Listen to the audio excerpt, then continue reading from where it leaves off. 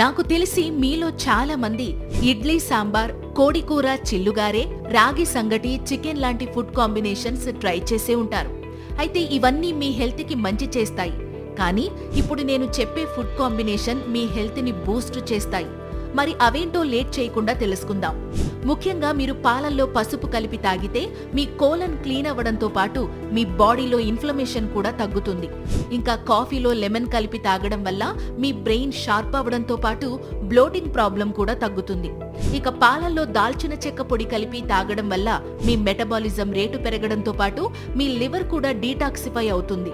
అలాగే టమాటాలో తేనె కలిపి తినడం వల్ల మీ యాక్నే తగ్గి మీ స్కిన్ హైడ్రేటెడ్ గా తయారవుతుంది. సో వీలైతే మీరు కూడా వీటిని ఒకసారి ట్రై చేసేయండి. మరి ఈ ఇన్ఫర్మేషన్ మీకు నచ్చినట్లయితే లైక్ చేసి మీ ఫ్యామిలీ మెంబర్స్ అండ్ ఫ్రెండ్స్ కి ఈ వీడియో షేర్ చేయండి. ఇలాంటి మరిన్ని హెల్త్ వీడియోస్ కోసం వెంటనే మా ఛానల్ ను సబ్స్క్రైబ్ చేసుకోండి. Thank you.